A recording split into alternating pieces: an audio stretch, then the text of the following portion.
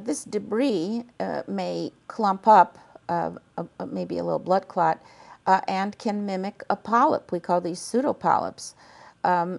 And one way to get information about this is try this gentle catheter flushing technique.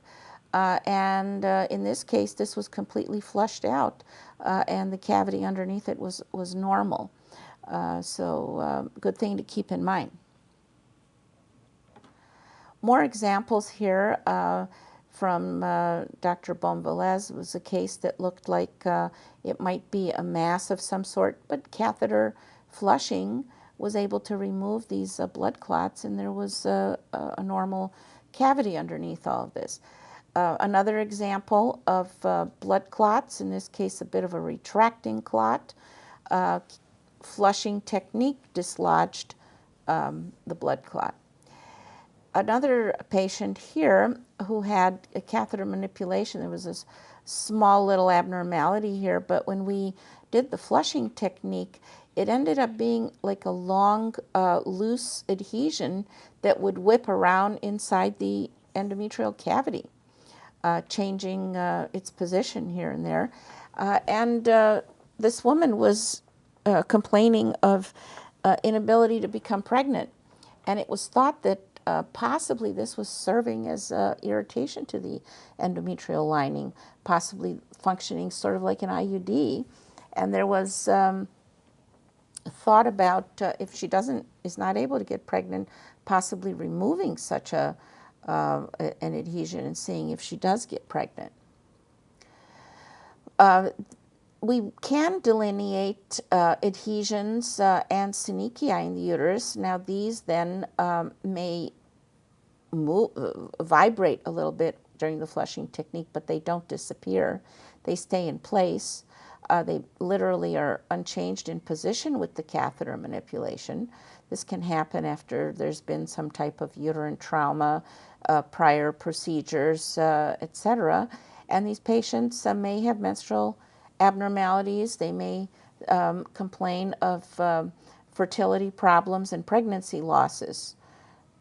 Here are a couple examples of linear bands and adhesions delineated by fluid. Here's a thick band or a synechia in the uterus that was not changed with the flushing technique. Sonohysterography has a sensitivity of 75% and a specificity of 93% with a positive predictive value of 43% for adhesions and synechia in the uterus. The cavity does not distend very well because the adhesion is not allowing the uterine cavity to open up. Sometimes we see thick bands of tissue. Sometimes they're thin, they can be mobile, they can be adherent, they can be actually constricting. Here's an example of synechia that slightly moved but did not change at all during the catheter flushing technique. Here's a patient with an area of irregular thickening and band-like adhesions, scarring, a focal area of scarring. She had had a prior abortion. A patient with a post-myomectomy adhesion, a scar that bridges the anterior and posterior wall and does not allow the walls to separate. We can see this after abdominal myomectomy abdominal myomectomy in the sense when the endometrial cavity was inadvertently entered, or through hysteroscopic techniques where there has been some injury to the endometrial surface. So in this case, the thickening was kind of nonspecific, but this did not change during cavity distension. After D&C, we can see these kind of bands. Here again, a scar. To the point where it actually can cause a uterine stenosis. Here's fluid within the cavity. Here's the upper cavity. Here's the lower cavity. And this scar here, this formed an actual area of stenosis. Now let me prove that to you. Here we're going to do a transverse section through the upper part of the cavity, so we see a fairly normal cavity transversely. Then we do a section through this scar area, and we see that the cavity becomes stenotic. And then we do our third section below it, where once again the cavity opens up. So in the middle of the cavity, we have a stenosis from adhesions, giving it a so-called hourglass appearance.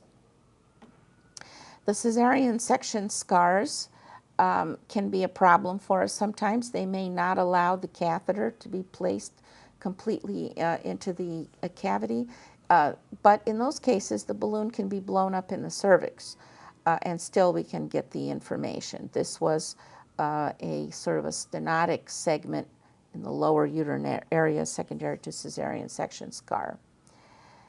We can fill these little niches, C-section niche scars, with fluid. Another patient here where we're filling out quite a deep surgical defect. We would like to alert the gynecologist that the covering is extremely thin and actually can measure it and tell them how much myometrium covers that area. Another patient with cesarean section that ended up having a very thin anterior lower uterine segment wall, only a 4 millimeter thickness, that we reported to the gynecologist. This patient had infertility. She had had a prior myomectomy and was not able to get pregnant afterwards. And when we tried to distend her cavity, it was impossible. There were areas of shadowing and adhesions, so we were only able to fill a very small part of the lower uterine segment. A little bit of air escaped into the interstices of the upper cavity, but the whole thing was scarred, and this was an Asherman's syndrome, where actually a little bit of that air was helpful to show that little parts could get in, but the cavity itself could not be distended. After myomectomy, sometimes there's a defect in the endometrium, and that can fill out with fluid during sonohysterography, giving this appearance of a myomectomy defect. Occasionally, you will witness during a sonohysterogram suddenly the appearance of numerous bright reflectors throughout the myometrium. They suddenly come out of nowhere. So as soon as you instill a little bit of saline into the uterus without any kind of a force, suddenly you have these little micro bubbles of air, essentially, that have a lot of reverberations. With our study where we have actually shown myometrial cracks in the uterus occurring with adenomyosis, we think that this is a manifestation of adenomyosis. Let me show you a few more examples. Here was a patient who had absolutely no bright reflectors in her wall. As soon as we put the balloon in and started instilling a little bit of fluid, these little bright reflectors appeared. They were shadowing. Here, and they increased in number as we instilled a little more of this fluid.